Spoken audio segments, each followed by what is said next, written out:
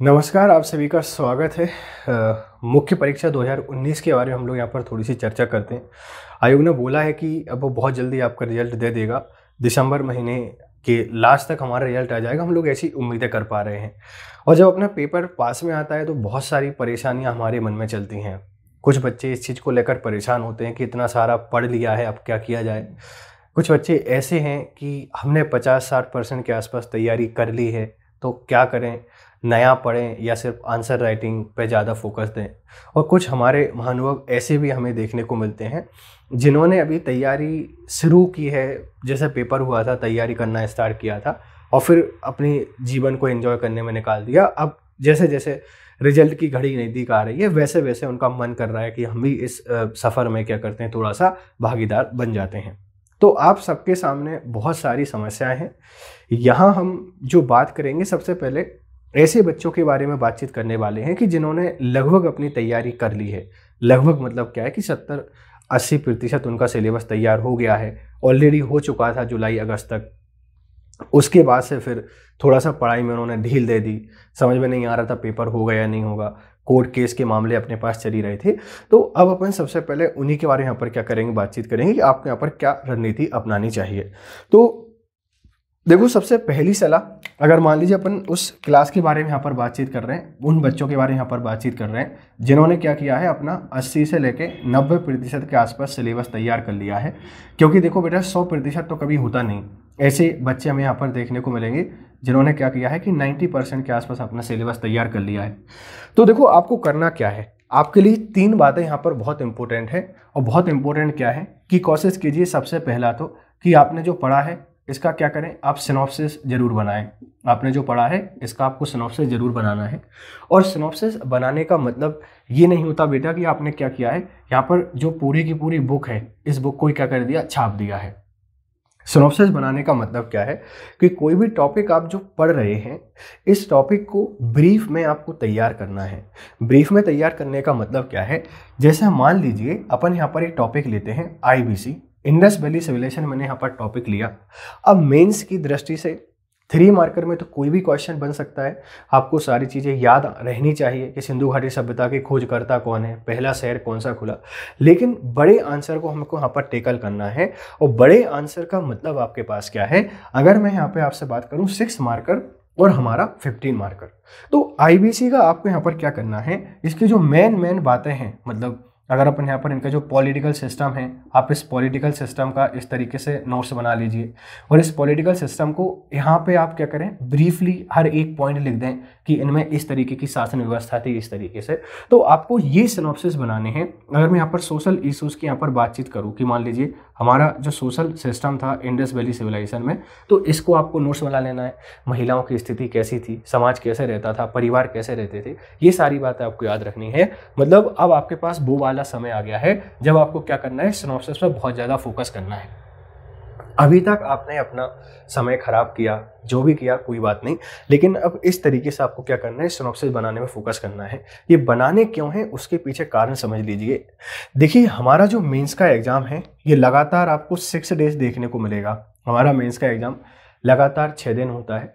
और लगातार 6 दिन होने का मतलब क्या है, आपको एक पेपर में सिर्फ 22 या आप ऐसे कह लीजिए हमें लगभग 20 घंटे के आसपास समय मिलता है दूसरे पेपर तक। क्योंकि 3 घंटे पेपर देने, 1 घंटे पेपर देने जाने का पहले, 1 घंटे उसके बाद वाला, लगभग हमारा समय खराब हो ही जाता है। हमें 20 घंटे मिलते हैं।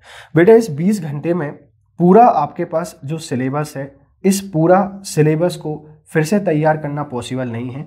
तो सबसे इम्पोर्टेंट काम क्या है, आपको सिनॉप्सिस बनाने ही बनाने हैं। हर एक टॉपिक के छोटे छोटे 2-2 पेज में हर एक टॉपिक को तैयार कर लीजिए।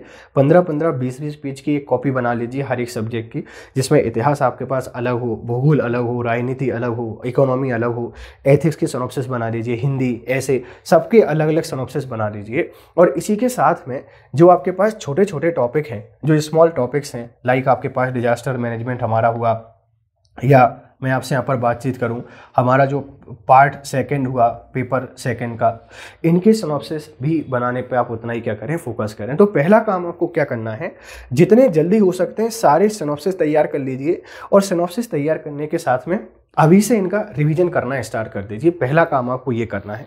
साथ ही अगर मैं आपसे यहाँ पर बातचीत करूँ, आप अगर दूसरे काम पे भी फोकस कर सकते हैं। दूसरा काम आपके पास क्या है, आपको अब वो समय नहीं आया है, आप कुछ भी करते हैं कोई बात नहीं, रेगुलर कम से कम बेटा 3 घंटे आपको क्या करने हैं, आंसर राइटिंग करनी है। अब वो वाला समय आपके बिल्कुल नज़दीक आ गया है। हमारी मुख्य परीक्षा का कोई आइडिया नहीं है कब हो जाए, 2 महीने में हो जाए, 45 दिन में हो जाए, हो सकता है कि 1 महीने बाद ही हो जाए। तो हमारे सामने वो समय आ गया है जब आप लगातार क्या करें, 3 घंटे लिखने की आदत डालें। जब तक आप 3 घंटे लिखने की आदत नहीं डालेंगे, पेपर में आपको समस्याओं का सामना करना पड़ेगा। तो आप लोगों से एक हम्बल रिक्वेस्ट है कि कोशिश करें, अब दुनियादारी की सारी चीज़ों को साइड में करके लगातार 3 घंटे आपको पर डे लिखना है। लिखना क्या है, एक बहुत बड़ी समस्या है। तो बेटा आप लोग ऐसा कर सकते हैं, पहला तो क्या है, हमारा जो MPPSC है इसके सारे PYQ निकाल लीजिए 2014 से लेके 2018 तक। इसके अलावा हमारा जो UP PCS है इसके PYQ निकाल लीजिए। हमारा जो CGPSC होता है इसके PYQ ले लीजिए। और हमारा जो RAS का पेपर होता है इसके PYQ ले लीजिए। साथ में हिमाचल प्रदेश की बात करें, उत्तराखंड की बात करें, जितने भी हिंदी भाषी हमारे राज्य हैं इनके PYQ निकाल लीजिए और इनके पूरे पेपर को एक साथ सॉल्व कीजिए। लगभग आपको समझ में आ जाएगा कि आप किस स्थिति में नहीं है। तो पहला काम हमको करना क्या है, अब हमको सारे सिनॉप्सिस रेडी करने हैं। और सिनॉप्सिस बनाने का मतलब कभी ये नहीं होता कि आप पूरा डेटा उसमें लेके चलेंगे। मतलब किसी बच्चे से बोला भैया सिनॉप्सिस बना लो, वो उसने किताब से ज़्यादा लिख दिया, 3 किताबों का लिख दिया। नोट्स नहीं बनाना है, शॉर्ट में बनाना है, ताकि आप उनको 5-7 घंटे में क्या कर पाओ, रिवाइज कर पाओ। तो ये 2 काम बड़े इंपॉर्टेंट हैं। पहला आपका सिनॉप्सिस वाला है और दूसरा आपको 3 घंटे रेगुलर बेसिस पे क्या करना है, लिखना है। इसके बाद जब मेंस हमारा बहुत पास में आ जाता है तो एक बहुत बड़ी समस्या बच्चों के सामने आ जाती है। क्या वो है आपके पास टेस्ट सीरीज की, कि सर टेस्ट सीरीज का क्या करें। देखो बच्चा, टेस्ट सीरीज के मैं आपको यहाँ पर मायने समझाता हूँ कि टेस्ट सीरीज का मतलब क्या है। टेस्ट सीरीज का मतलब ये होता है कि जब आपको ऐसा लगता है कि हमने राइटिंग प्रैक्टिस नहीं की है, हमको सही तरीके से चीज़ें नहीं आती हैं, तो पेपर में जाके जज करते हैं। आपने लगभग इतने सारे PYQ अगर लिख दोगे तो मुझे नहीं लगता आपको किसी भी टेस्ट सीरीज की यहाँ पर ज़रूरत पड़ेगी। तो कोशिश करिए कि आप लोग जो टेस्ट सीरीज है इस टेस्ट सीरीज के चक्कर में ना पड़कर खुद पे भरोसा रखें और इन सारे पेपर को यहाँ पर क्या करें, सॉल्व करें। इसके साथ में हमारे सामने एक समस्या ये भी है आपके पास कि सर क्या करें। एक समस्या आती है, रिवीजन पर ज़्यादा फोकस करें या जो हमारा बचा हुआ है उसको नया पढ़ें। अब एक बड़ी समस्या है क्योंकि पेपर जैसे ही नज़दीक आता है तो दिमाग में हलचल होना स्टार्ट हो जाती है। तो देखो, नया पढ़ना किसी समस्या का समाधान नहीं है। आप यकीन मानिए, अगर आप पिछले 1 साल में, अगर आप 1 ईयर में अपने सिलेबस को तैयार नहीं कर पाए हैं तो शायद अब 2 महीने में आप कुछ भी नहीं कर पाएंगे। तो मेरा मानना ये है कि जितना आपने पढ़ लिया है, आपने 80% डेटा पढ़ लिया है, या आपने 90% डेटा पढ़ लिया है, या आपने 70% डेटा पढ़ लिया है, आप सिंपल सा काम करें, जितना आपने पढ़ा है इसको रिवीजन कीजिए। जितना आपने पढ़ा है, अब फोकस आपको किस पे करना है, आपको फोकस करना है रिवीजन पर। अब रिवीजन पे फोकस तो करना है, लेकिन रिवीजन करना कैसे होता है ये भी एक बहुत बड़ी समस्या है। तो रिवीजन करने का बेटा सबसे बढ़िया तरीका क्या है कि आप एक तो तरीका अपना सकते हैं कि क्वेश्चन आंसर लिखने का। आप क्या करें कि सीधे से क्वेश्चन आंसर निकालें, खुद से क्वेश्चन निकाल लें किसी टॉपिक से और उसका आंसर लिखना स्टार्ट कर दें, या उसी टॉपिक को पूरा का पूरा क्या कर लें, आप लोग रिवाइज कर लें। पूरा रिवाइज करने का मतलब क्या है, जैसे मान लीजिए मुझे किसी टॉपिक को रिवाइज करना है। एग्जाम्पल के तौर पर अपन यहाँ पर समझते हैं हमारी जो ग्रीन रेवोल्यूशन है, मुझे इसको याद करना है, इसको रिवाइज करना है। मेरे पास 3 तरीके हैं, या तो मैं यूट्यूब पे जाके या अनअकैडमी पे जाके कोई लेक्चर देखूं। दूसरा मेरे पास तरीका क्या है कि मैं किसी किताब को जाके पढ़ना स्टार्ट करूं। और तीसरा तरीका मेरे पास क्या है, मैं अपने नोट्सों को जाके क्या करूं, पढ़ूं। पहला तरीका ठीक नहीं है, दूसरा तीसरा, ये तीनों लगभग एक जैसे हैं। इनमें टाइम क्या होगा बेटा, मेरा कंज्यूम होगा। रिवीजन का सबसे बढ़िया तरीका क्या है बेटा, देखो 2 तरीके होते हैं। एक तो आप लोग माइंड में मैपिंग करना स्टार्ट कर दें। एक तो आप लोग क्या करें, जो माइंड में मैपिंग है ना बेटा, ये माइंड मैपिंग करना स्टार्ट कर दें। माइंड मैपिंग का मतलब क्या है, मेरे माइंड में आ जाना चाहिए इस शब्द की किसने दिया, पहली बार इसका प्रयोग कहाँ पर किया गया, भारत में से कौन लेके आया, ये सारी की सारी बातें, भारत में आई तो क्या परिस्थितियाँ थीं, ठीक है, इसके क्या प्रभाव हमें देखने को मिले, और कैसे हम फिर एक वैश्विक अर्थव्यवस्था के रूप में हम लोग क्या करते हैं, उभर के सामने आते हैं। एक ऐसी अर्थव्यवस्था जो खाद्यान्न के लिए अमेरिका पर डिपेंड करती थी, वो अर्थव्यवस्था आज सरप्लस प्रोडक्शन कर पा रही है, दूसरे देशों को सामान हम लोग क्या करते हैं, खाद्यान्न एक्सपोर्ट करते हैं। तो ये मेरे माइंड में चलना चाहिए। या फिर मैं दूसरा तरीका क्या अपना सकता हूँ, मैंने ग्रीन रेवोल्यूशन यहाँ पर लिखा, तो यहाँ पर मैंने एक सिंपल सा वर्ड लिखा कि भैया ये वर्ड किसने दिया था, इसका मीनिंग क्या होता है कि एग्रीकल्चर जो आपके पास है, इस एग्रीकल्चर में अगर अपन लोग क्या कर दें, बदलाव ला दें। बदलाव लाने का मतलब क्या है कि यहाँ पर अपन जो टेक्नोलॉजी है, इस टेक्नोलॉजी का यूज़ करना स्टार्ट कर दें। हाई क्वालिटी आपके पास जो सीड्स होते हैं, इन सीड्स का प्रयोग करें। इरीगेशन यहाँ पर क्या करें, करना स्टार्ट कर दें। इस तरीके से एक वाइट पेपर लीजिए और वाइट पेपर में इसके सारे डायमेंशन लिख दिए बहुत जल्दी के साथ में। हमको सुंदर नहीं लिखना है, हमको किसी को नहीं दिखाना है, हमको क्या करना है, बार बार चीज़ों को यहाँ पर रिवाइज करना है। रिवीजन आपके पास जो है बेटा, इस रिवीजन को 2 पार्टों में डिवाइड कर दीजिए। आपका जो रिवीजन है आप इसको 3 पार्ट में डिवाइड करिए, सॉरी 2 पार्ट में नहीं। और 3 पार्ट का मतलब आपके पास क्या है, देखिए पहले तो आप ये क्लासीफाइड कर लीजिए, कि हमारे पास जो पेपर 1, पेपर 2 और पेपर 3 है, इनको हमें अलग तरीके से रिवाइज करना है। इसके साथ में आपके पास जो पेपर 4 है, पेपर 5 है और 6, इनको हमको अलग तरीके से क्या करना है, रिवाइज करना है। क्योंकि इनमें देखो भैया ये बड़े लेंदी पेपर हैं, इनमें हमेशा आपको 2 पोर्शन देखने को मिलेंगे। एक पोर्शन ऐसा रहेगा जो थोड़ा सा आपके पास सरल रहेगा, और एक पोर्शन ऐसा रहेगा जो आपके पास कैसा रहेगा, थोड़ा सा यहाँ पर कठिन रहेगा। कठिन रहने का मतलब क्या है, इसमें डेटा हमें ज़्यादा देखने को मिलता है। तो देखो भैया, अगर अभी भी आप एंशिएंट हिस्ट्री के टॉपिक पढ़ रहे हैं, अभी भी आप अगर मिडिवल के टॉपिक पढ़ रहे हैं, अभी भी आप अगर मॉडर्न के टॉपिक पढ़ रहे हैं, तो फिर आपसे ज़्यादा मूर्खता यहाँ पर कोई नहीं कर रहा है। बेटा पढ़ना नहीं है, आपको सिंपल से काम क्या करने हैं, हर एक टॉपिक के सिनॉप्सिस बनाने हैं, और सिनॉप्सिस बनाने के अलावा जितने PYQ या जितने क्वेश्चन आप निकाल सकते हैं वो सारे क्वेश्चन निकालिए और लगातार लिखने की कोशिश करिए। अगर लिखते टाइम पर कोई टॉपिक परेशान कर रहा है तो आप उसको रीड करें, और रीड करने के बाद बार बार उसको लिखें। ऐसा नहीं है सर ने बोला है रिवीजन करना स्टार्ट किया है, आपने कॉपी उठाना स्टार्ट किया और इंडस वैली सिविलाइजेशन को यहाँ पर क्या किया, लिखना स्टार्ट कर दिया। हमें इंडस वैली सिविलाइजेशन नहीं लिखना है। आपको अगर परेशान कर रहा है ना, तो बेटा MP का जो आपके पास इतिहास है, हमारा मध्य प्रदेश का आपके पास जो इतिहास है, आप एक बार इस पे नज़र डाल लीजिए। अगर आपको परेशान कर रहा है तो मध्य प्रदेश के भूगोल पे यहाँ पर नज़र डाल लीजिए। अगर परेशान कर रहा है तो मध्य प्रदेश की अर्थव्यवस्था पर नज़र डालिए, क्योंकि ये ऐसे टॉपिक हैं जो पेपर में आने वाले हैं ही। मेरे कहने का मतलब क्या है बेटा, देखो हिस्ट्री, जियो पॉलिटी, इकोनॉमी, अब ये रिवाइज करने का समय नहीं है, ये आपको आते हैं। आप इनका क्या कीजिए, उत्तर लेखन का अभ्यास कीजिए, जितना ज़्यादा कर सकते हैं उतना ज़्यादा। फिर पढ़ना क्या है, पेपर फर्स्ट में आपको पढ़ना है MP वाला पोर्शन। पेपर फर्स्ट में आपको पढ़ना है कौन सा बेटा, MP वाला पोर्शन। पेपर फर्स्ट में आपको पढ़ना है अभी जो फसलें हैं, फसलों वाला पोर्शन। पेपर फर्स्ट में आपको पढ़ना है मिनरल्स वाला पोर्शन। मतलब ऐसे वाले पोर्शन पढ़िए जिनमें डेटा है, नया डेटा इनका निकालिए, डेटा को कंपैरिजन कीजिए। 1947 में क्या स्थिति थी, 2014-15 में क्या थी, वर्तमान में क्या स्थिति है। इन पर कोविड के प्रभाव देखिए कि क्या प्रभाव हो सकते हैं, फसलों पर क्या प्रभाव पड़ा, जो हमारे पास मजदूर हैं इन पर क्या प्रभाव पड़ा, हमारा जो मिनरल्स उत्पादन इस पर क्या प्रभाव पड़ा, हमारे संबंधों पर क्या प्रभाव पड़ा, विदेशी संबंधों पर क्या प्रभाव पड़ा। ऐसी चीज़ों को पढ़ना स्टार्ट कीजिए। कब तक आप हिस्ट्री, जियो और पॉलिटी को पढ़ते रहेंगे। अगर मैं आपसे यहाँ पर बात करूँ भूगोल के बारे में, देखो हिस्ट्री का अपन ने डेटा समझ लिया लगभग, आपको क्या करना है बेटा, पढ़ना नहीं है, आंसर राइटिंग करनी है, सेम कहानी भूगोल में करनी है। अब अपन बात करते हैं किसके बारे में, पेपर सेकंड के बारे में। जब भी पेपर दूसरे पेपर के आसपास आते हैं बेटा, इसमें कोई दिक्कत नहीं है। अगर मैं आपसे यहाँ पर बात करूँ किसके बारे में, जो पेपर सेकंड है, इस पेपर सेकंड की आपसे यहाँ पर बातचीत करता हूँ। तो बेटा देखो पेपर सेकंड में कोई दिक्कत नहीं है, हमारा पेपर सेकंड बहुत सिंपल है। क्यों सिंपल है, एक हमारा जो पोर्शन है ये पॉलिटी वाला है, पूरा का पूरा भारत का संविधान है, राज्य व्यवस्था है, आपको काफ़ी अच्छी तरीके से आती है। लेकिन एक चीज़ अब इसमें पढ़ के जाइएगा बच्चा पार्टी, कि पिछली 2-3 सालों में आपके पास जो हमारी न्यायपालिका है, इस न्यायपालिका की बातचीत करते हैं, या हमारी जो आपके पास कार्यपालिका है, इस कार्यपालिका की बातचीत करते हैं, तो इनके बीच में टकराव बहुत ज़्यादा बढ़ गया है।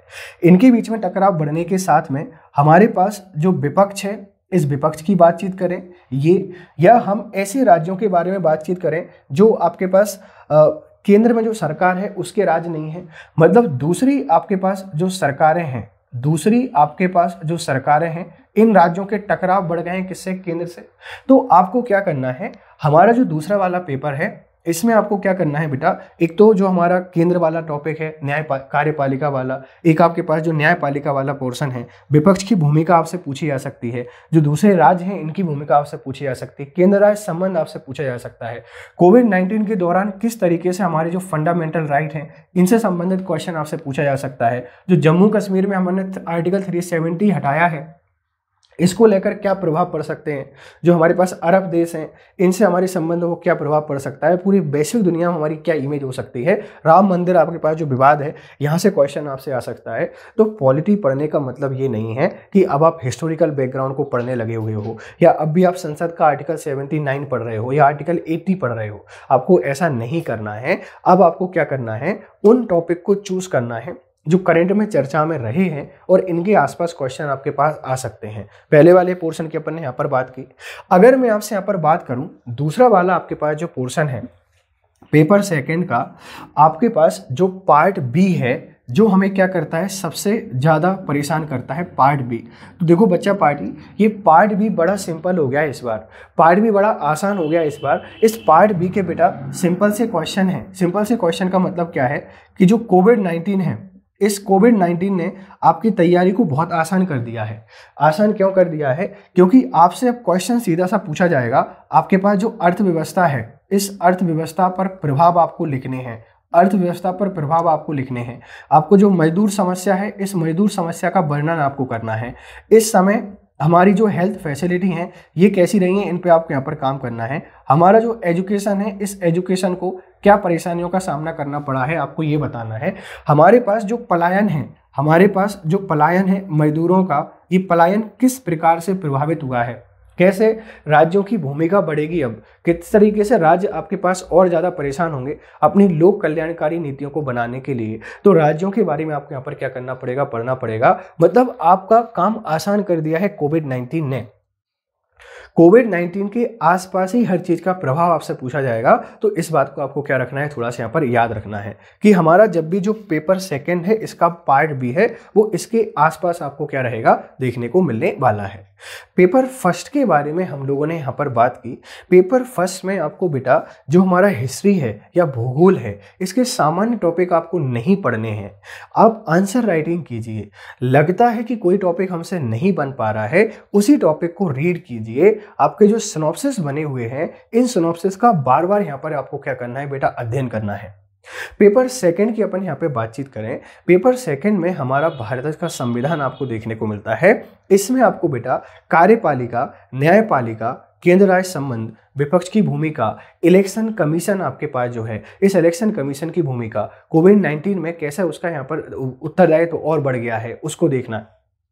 एक इलेक्शन एक नेशन वाला फंडा आपको यहाँ पर देखना है। वन नेशन वन कार्ड वाला आपको यहाँ पर फंडा देखना है। वन नेशन वन जो आपके पास वो है जीआई टैग है, सॉरी फास्ट टैग है, इसका फंडा आपको यहाँ पर देखना है। तो ये ऐसी चीज़ें हैं पॉलिटी में जो अभी आपके सामने आई हैं, निकल कर आई हैं। कैसे कोविड-19 में ऑनलाइन जो प्रक्रिया है न्यायपालिका की ये प्रभावी हो सकती है क्या, न्यायपालिका का क्या रोल होना चाहिए, क्या न्यायपालिका ने लोगों के जो आपके पास संरक्षक है मूल अधिकारों का उसके तौर पर भूमिका का काम किया या नहीं किया, या जम्मू कश्मीर के लोगों को पिछले 8-10 महीने से इंटरनेट नहीं मिल पा रहा है, 4G इंटरनेट नहीं मिल पा रहा है, तो क्या उनकी जो राइट टू लिबर्टी है उसका ये वायलेशन हो रहा है या नहीं हो रहा, या आर्टिकल 21 किस तरीके से आज भी आपके पास रिलेवेंस बना हुआ है या नहीं बना हुआ है। ये सारी बातें आपको क्या करनी है, यहाँ पर याद करके जानी है। इसके साथ में बहुत इंपॉर्टेंट क्वेश्चन, मीडिया जो आपके पास है, जिस तरीके से मीडिया ने अपने चरित्र को गिराया है, तो मीडिया और लोकतंत्र की क्या चौथा स्तंभ आज भी हम लोग मीडिया को कह सकते हैं बेटा। इस पे 300 वर्ष का क्वेश्चन आपको देखने को मिल सकता है। तो वहां पर भी आपको क्या करनी है, अपनी राय यहाँ पर व्यक्त करनी है। तो पॉलिटी के जो बेसिक से कॉन्सेप्ट हैं इन बेसिक कॉन्सेप्ट के अलावा हमें क्या करना है, थोड़ा सा यहाँ पर सोचना पड़ेगा। पार्ट सेकंड की अपन यहाँ पर बातचीत करें, पेपर सेकंड का जो पार्ट बी है बच्चा, पार्ट बी बहुत आसान हो गया है। हर चीज पर जो कोविड है, इस कोविड के प्रभाव आपसे पूछे जाएंगे और आपसे क्वेश्चन पूछा जा सकता है कि आफ्टर कोविड अब इस पर क्या प्रभाव आपका पड़ने वाला है, आफ्टर कोविड इसका क्या प्रभाव पड़ने वाला है, यहाँ से क्वेश्चन आपसे पूछे जा सकते हैं। तो ये जो क्राइटेरिया मैं आपको बता रहा हूँ, ये जो मैं आपको क्षेत्र बता रहा हूँ, इन क्षेत्रों पर आप लोग क्या करें, थोड़ा सा नजर रखें, इनको अच्छे से आपको क्या करना है, यहाँ पर तैयार करना है। इसके साथ ही अगर अपन यहाँ पर जो पेपर थर्ड है, इस पेपर थर्ड के आसपास जाते हैं बेटा, तो पेपर थर्ड का काम आपके पास थोड़ा सा अब मुश्किल हो गया है। अगर मैं यहाँ से आपसे पेपर थर्ड के बारे में बातचीत करूँ बेटा, इसके भी दो पोर्शन है आपके पास। दो पोर्शन का मतलब क्या है कि एक तो हमारे पास कौन है, इकोनॉमी है, ये अर्थव्यवस्था है। दूसरा आपको यहाँ पर देखने को मिल जाता है क्या, science and tech. Science and tech आपको देखने को मिल ही जाता है। तो देखो बेटा, ये तो एक आपके पास परंपरावादी पेपर है साइंस टेक वाला, क्या इन्वेंशन हुए हैं, क्या नहीं हुए हैं, कैसे अपन अपने देश को इनसे प्रभावित कर सकते हैं, जो टेक्नोलॉजी है इसका अर्थव्यवस्था में क्या यूज हो सकता है, हमारी सेना, स्पेस साइंस, ये तो क्वेश्चन इसके क्या है बेटा, फिक्स हैं। मतलब अगर आप ओल्ड पेपरों को देख लेंगे तो उन ओल्ड पेपर के आधार पर, जो पुराने आपके पास पेपर हैं, इन ओल्ड पेपर के आधार पर एक आइडिया, एक अंदाजा आपको यहाँ पर लग जाएगा। आप उसके आधार पर क्या करें, यहाँ पर काम करें। लेकिन समस्या आती है आपके पास इकोनॉमी में। इकोनॉमी में समस्या क्यों आती है, क्योंकि बहुत सारी बातें हमें देखने को मिल रही हैं। इस कदर आपको यहाँ पर आर्थिक मंदी देखने को मिली, हालांकि इसका प्रभाव कोविड था, कोई बात नहीं। तो आपसे सरकार की जो पॉलिसीज हैं, ये पॉलिसीज को लेकर क्वेश्चन पूछा जा सकता है कि सरकार की नीतियाँ क्या अर्थव्यवस्था को संभालने में लाभकारी सिद्ध नहीं हुई। अभी नोटबंदी के प्रभाव आपसे पूछे जा सकते हैं, जीएसटी एक बहुत बड़ा कारण हो सकता है, ये आपसे क्वेश्चन पूछा जा सकता है। इसी के साथ में अगर अपन यहाँ पर बातचीत करें तो आपसे ये भी पूछा जा सकता है कि सरकार के क्या प्रयास होने चाहिए, सरकार किस तरीके से अब अर्थव्यवस्था का रिवाइवल कर सकती है, कैसे सरकार इसमें मार्केट को यहाँ पर चलाए कि अब हमारी अर्थव्यवस्था ठीक बनी रहे। यहाँ पर आपसे आरबीआई का जो रोल है, वो आरबीआई का रोल आपसे पूछा जा सकता है। जिस तरीके से सरकार डिस इन्वेस्टमेंट को बढ़ावा दे रही है, तो डिस इन्वेस्टमेंट के फायदे नुकसान आप लोगों से पूछे जा सकते हैं, क्या है क्या नहीं है। सरकार का एक नज़र प्राइवेटाइजेशन की तरफ भी है, सरकार पीपीपी मॉडल की तरफ जा रही है, तो ये मॉडल कारगर होगा या नहीं होगा। यहाँ पर क्वेश्चन बन सकता है किसको लेकर बेटा, जो सहकारिता है, इस सहकारिता को लेकर क्वेश्चन बन सकता है, एमएसएमई को लेकर क्वेश्चन बन सकता है कि जो एनजीओज हैं इनकी क्या भूमिका आपको यहाँ पर देखने को मिलेगी। जो हमारी सोशल वर्कर हैं, ये सोशल वर्कर की अपन यहाँ पर बातचीत करते हैं। रतन टाटा और मुकेश अंबानी जैसे आपके पास जो उद्योगपति हैं, पैंडेमिक में किस तरीके से लोगों के मसीहा बनकर आए, एक कॉर्पोरेट जगत की भारत में जो बुराई की जा सकती है, कहाँ तक ये प्रासंगिक है, इस तरीके के क्वेश्चन आपसे इकोनॉमी में आपसे पूछे जा सकते हैं। और परंपरागत क्वेश्चन तो हमेशा आते ही आते हैं। परंपरागत का मतलब क्या है, इकोनॉमी वाला जो सेक्शन है इसमें हमारा जो एमपी है, इस एमपी से संबंधित क्वेश्चन तो आते ही आते हैं कि उद्योगों की विकास दर क्यों कम रही, रोजगार की समस्या क्यों है, अनएम्प्लॉयमेंट की समस्या क्यों है, ये शिक्षा की इतनी खराब स्थिति क्यों है। ये सारे के सारे सवाल तो आपको देखने को मिलते ही मिलते हैं। तो मेरा मानना ये है, जितनी सारी बातें या जितने सारे टॉपिक मैंने आपसे यहाँ पर डिस्कस किए हैं, ये आपसे पूछे जा सकते हैं। ठीक है, विज्ञान एवं प्रौद्योगिकी का दौर है, साइंस एंड टेक्नोलॉजी का दौर है। हम जिस माध्यम से जुड़े हुए हैं, यही आपके पास क्या है, सब कुछ है। इस कोविड-19 में अगर कुछ चला तो वो आपके पास क्या है, ऑनलाइन एजुकेशन है। तो डिजिटल कैसे अपन काम कर सकते हैं, डिजिटलाइजेशन क्या है, सरकार की स्कीम्स पूछी जा सकती हैं, बहुत सारे ऐप्स पूछे जा सकते हैं, बहुत सारी वेबसाइट्स आपसे पूछी जा सकती हैं। साइंस एंड टेक्नोलॉजी वाला पोर्शन की इंपॉर्टेंस थोड़ी सी बढ़ जाएगी। इस बार क्वेश्चन बहुत बेसिक आपसे यहाँ पर पूछे जाने वाले हैं। मतलब क्या है, देखो बेटा, पेपर 1, 2, 3 आपके पास जो है, अगर आप इनको अभी भी पुराने धड़े से पढ़ रहे हैं, पुराने धड़े से पढ़ने का मतलब क्या है कि आज भी अगर आप इंडस वैली सिविलाइजेशन को लेकर बैठते हैं तो मुझे नहीं लगता है कि आप इसको क्या कर पाएंगे, कवर कर पाएंगे। मैंने जो पोर्शन आपको यहाँ पर बताएं, आप क्या करें, इन्हीं पोर्शन के आसपास तैयारी करें। देखो बच्चा, पेपर 4 की अपन यहाँ पर बातचीत करते हैं तो बहुत आसान है। क्या है बेटा, 200 नंबर का पेपर है, 200 नंबर का पेपर है। लगभग 65 मार्क की तो हमारे पास क्या आती है, केस स्टडी आती है। केस स्टडी आपके पास आती है 65 नंबर की, ये कर लीजिए। इसके अलावा सारे के सारे थिंकर्स पढ़ लीजिए और बेसिक एथिक्स है, बेटा बेसिक एथिक्स में कुछ नहीं है, कोड ऑफ कंडक्ट के आसपास आपके पास क्वेश्चन आते रहते हैं लगभग, मतलब ह्यूमन नीड्स मोटिवेशन की बात करें, एप्टीट्यूड की बात करें, इंटीग्रिटी की बात करें, क्वेश्चन लगभग हर सेक्टर से बनते हैं। बट आपको फोकस क्या करना है, आपको फोकस करना है एक तो केस स्टडीज पर।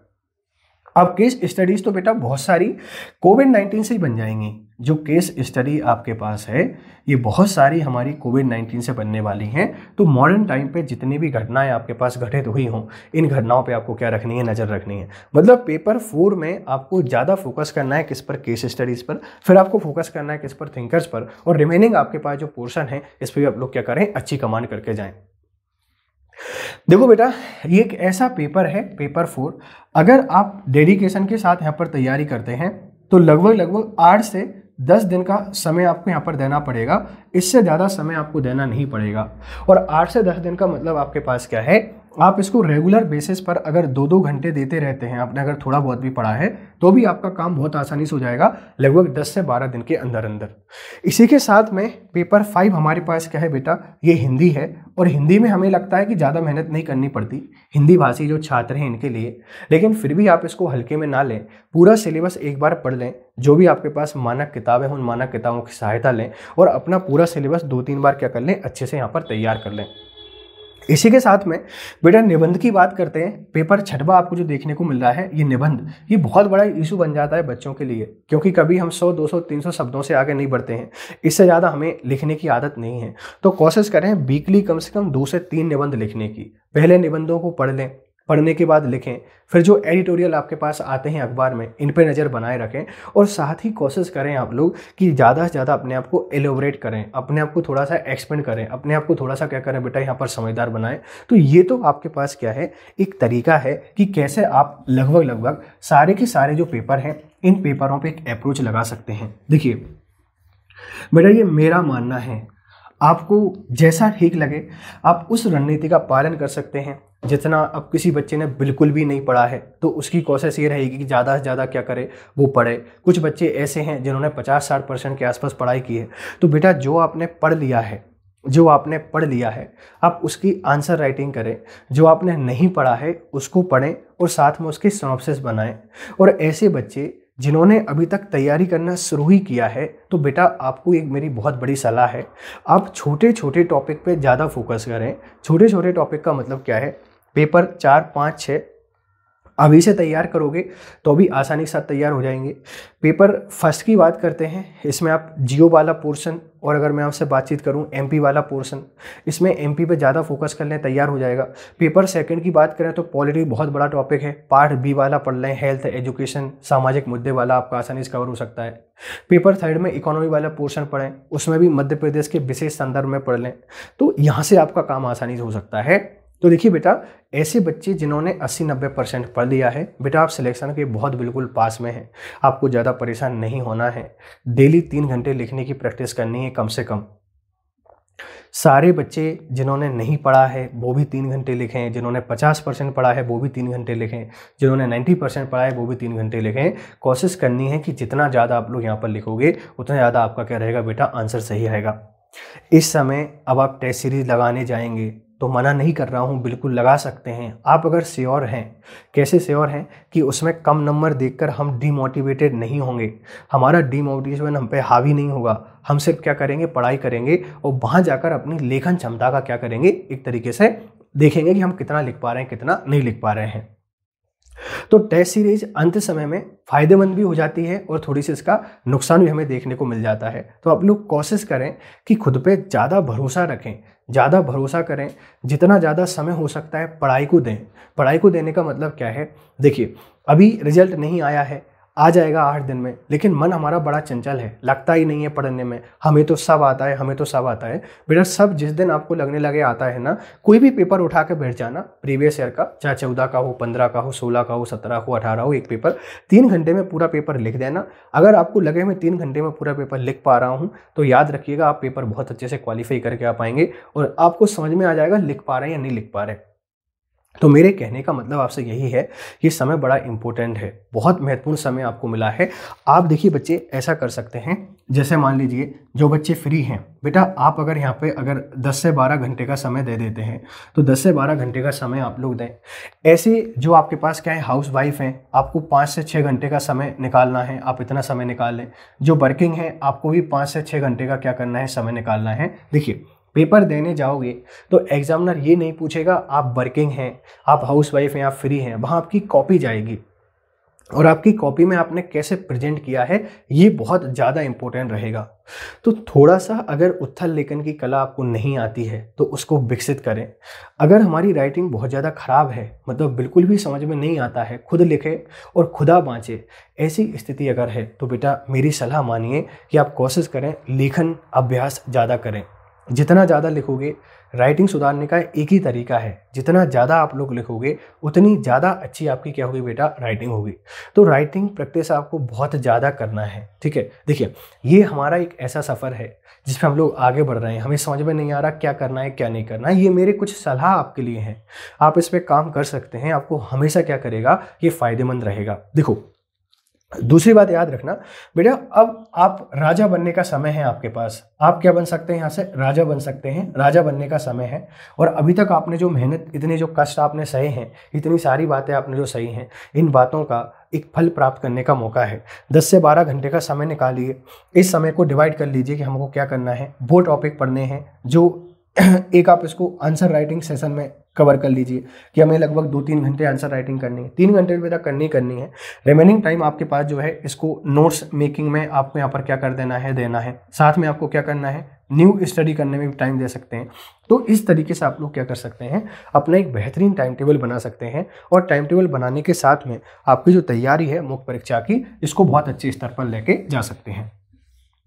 मुझे नहीं लगता है कि इसके अलावा आपको कोई भी यहाँ पर दिक्कत आएगी, मुझे नहीं लगता है इसके अलावा आपको यहाँ पर कोई भी दिक्कत आएगी। जैसे कि कुछ टॉपिक ऐसे हैं हमें बहुत ज़्यादा परेशान करते हैं, उन टॉपिक के मैं कुछ लेक्चर्स आपको बना के, कुछ लेक्चर्स बनाने का मतलब क्या है कि प्रॉपर टॉपिक आपके साथ डिस्कस करूंगा कि इस टॉपिक पर आपकी क्या अप्रोच होना चाहिए। मतलब अब आपका जब तक पेपर नहीं होगा तब तक इस चैनल पर बहुत वैल्यूएबल डेटा, बहुत वैल्यूएबल कंटेंट मेरे द्वारा आपको प्रोवाइड कराया जाएगा। भले वो हिस्ट्री का टॉपिक हो, जियो का टॉपिक हो, आपकी इकोनॉमी का हो, एथिक्स का हो, किसी भी सब्जेक्ट का टॉपिक हो, उसकी सारी डायमेंशन मैं आपके साथ क्लियर करने की कोशिश करूंगा। मतलब हमारा जो सफ़र है पेपर तक बहुत प्यारा चलने वाला है। आप लोग खुद पे भरोसा रखें, ज़्यादा से ज़्यादा आंसर राइटिंग करें, अफवाहों से बचें। कुछ आपको 14% पे उल जाएंगे, कुछ आपको 27% पे उल जाएंगे, कुछ आपसे बोलेंगे कुछ नहीं हो सकता, कोई बात नहीं, एक बार पेपर दे के तो देख ही लेते हैं क्या जा रहा है। पेपर देने के बाद रिजल्ट तो आएगा ही, उसके बाद परिणाम तो आने ही वाले होंगे। तो परिणामों से पता चल जाएगा हमारा होगा या नहीं होगा, क्योंकि इस सफ़र में रायचंद आपको बहुत मिलने वाले हैं। बहुत आपसे ऐसी बातें करेंगे, अरे हमने बहुत ट्राई किया हमारा नहीं होगा। आपको ना तो किसी से कुछ कहना है, ना ही आपको किसी को कुछ बताना है। जब रिजल्ट आएगा, जब परिणाम आएंगे, दुनिया को पता चल जाएगा आपने क्या किया, आपने क्या मेहनत की। सफल होंगे तो अच्छी बात है, अगर नहीं भी होंगे तो हमको सीखने को मिलेगा कि अब इस तरीके से हमको क्या नहीं करनी है, मेहनत नहीं करनी है। मेरा कहने का मतलब क्या है, आप जितने रिजल्ट ओरिएंटेड पढ़ाई करोगे उतनी आपको परेशानियों का सामना करना पड़ेगा। तो ज़्यादा खुदा बनाने की ज़रूरत नहीं है, ज़्यादा भटकने की ज़रूरत नहीं है, ज़्यादा परेशान होने की ज़रूरत नहीं है। सिंपल सी जो बातें मैंने आपको बताई हैं, आप इन बातों को फॉलो करें और बढ़िया खुद की एक बेहतरीन रणनीति बनाइए। बहुत सारे बच्चे पढ़ने को लेकर परेशान होते हैं, सर सुबह पढ़ें, शाम को पढ़ें, रात को पढ़ें, कब पढ़ें। बेटा जब आप कंफर्टेबल होते हैं, अगर आपको रात में समय मिलता है तो रात में पढ़ने में कोई बुराई नहीं है। ऐसा नहीं है कि सुबह 4 बजे ही बुद्धि में जाएगा, बेटा पूरे टाइम दिमाग में बढ़िया जाता है, कोई दिक्कत नहीं है। आपको रात में सोने की आदत है तो बढ़िया सोएं, कोई दिक्कत नहीं है। दिन में बढ़िया तरीके से क्या करें, पढ़ाई करें। बहुत सारे बच्चे जॉइंट फैमिली के साथ रहते हैं, नहीं पढ़ पाते हैं। कोशिश करें किसी दोस्त के रूम पे जाके पढ़ाई करने की, लाइब्रेरी ज्वाइन करने की। 2 से 3 महीने का संघर्ष है, ये जीवन संघर्ष से मुक्ति आपको दिला देगा। जो आपको परेशानी आ रही है, जो भी आपको दिक्कतें आ रही हैं, आप मुझे कमेंट बॉक्स में ज़रूर बताएं।